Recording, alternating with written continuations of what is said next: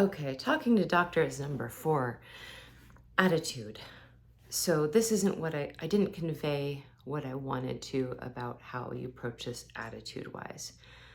So step 1, you go in as neutral as you possibly can. No matter how many times you've been burned by doctors, do your best to stay as neutral and factual and simple as you can. Go in with what I said in the first video. Just lay it all out. I have this is what it is. Just keep it simple, short, start with that. Then you get their reaction. Sometimes, if you're very lucky, the doctor is like, wow, I've never heard of that. What is it? How do I learn about it? And you can say, well, the CDC website has information. That's a good authority. It has good information. There is the CFS Clinician Coalition that has a bunch of resources for doctors. And there is the International Consensus Criteria that they wrote, that they can look at that.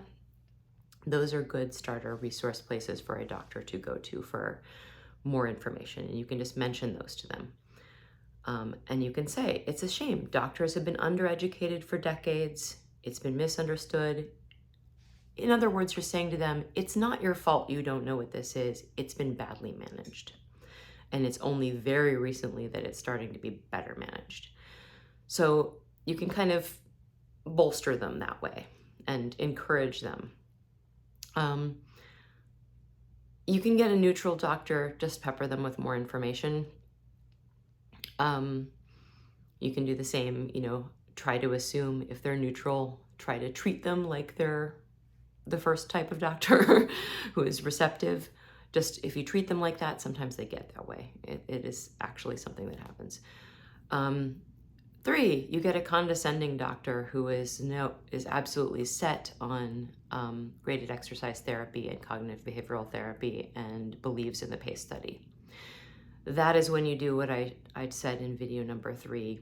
You just slam them with names and, oh, yeah, some doctors who aren't as educated about recent developments and recent research might think that this is a valid study. However, it has been debunked. You kind of get them in that slightly condescending back to them.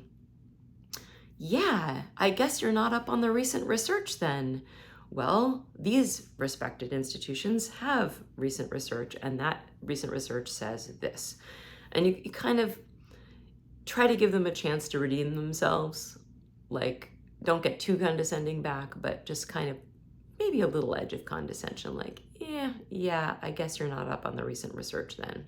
This is what the CDC says now. This is what the NICE guidelines say now, because that's what the recent research calls for, right? If they are still not receptive, leave that doctor. Don't bother, go to another doctor. And keep going until you find one. Now, you may find a general practitioner who is willing to learn. You may find, and people find endocrinologists.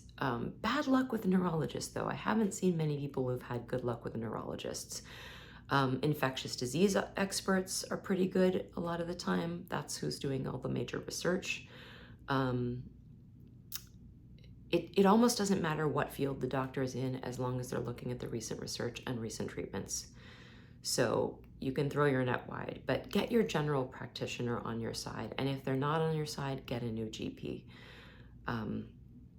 It's really important to have your main doctor on your side, and they will help if your family is not on your side. If you can get your doctor on your side, that will help get your family on your side. And you need your doctor and your family on your side more than anything to support you in pacing and resting and good treatment. Good luck.